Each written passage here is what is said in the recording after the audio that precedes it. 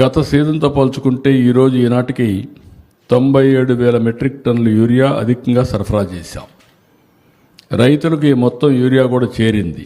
ఈ మాదిరిగానే సప్లై జరిగి ఉండింటే, ఈ మాదిరిగా రైతులకు అంది ఉండింటే, ఈ మాదిరిగా రైతులు రోడ్డెక్కే పరిస్థితి ఎందుకు వచ్చింది?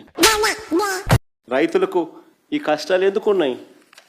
రైతుల చేతిలో యూరియా రాలేదు కాబట్టే కదా. ఇంత చిన్న లాజిక్ ఎలా మిస్ అయ్యారు మీరు? మరోవైపు ప్రభుత్వం నుంచి వెళ్తా ఉన్న ఎరువులను తెలుగుదేశం పార్టీ నాయకుల దగ్గరుండి దారి మళ్లించి అధిక ధరలకు అమ్ముకుంటా ఉన్న మాట కళ్ళ ఎదుటే కనిపిస్తా ఉంది. మిమ్మల్ని అడుగుతున్నా కంఫర్ట్ లేదా మనకి? 267 రూపాయలు బస్తా యూరియా ఉంటే దానికన్నా 200 రూపాయలు అధికంగా, 250 రూపాయలు అధికంగా దాన్ని బ్లాక్ చేసి స్కేర్సిటీ క్రియేట్ చేసి బ్లాక్లో అమ్ముతా ఉన్న పరిస్థితి.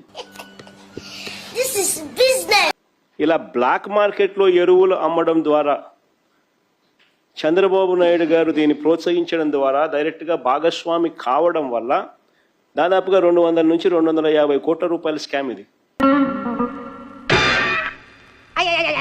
రైతులను పీడించి స్కాములు చేసి కింద నుంచి పైదాకా అందరూ పంచుకున్నారు. నీకు నీకు నాకు నీకు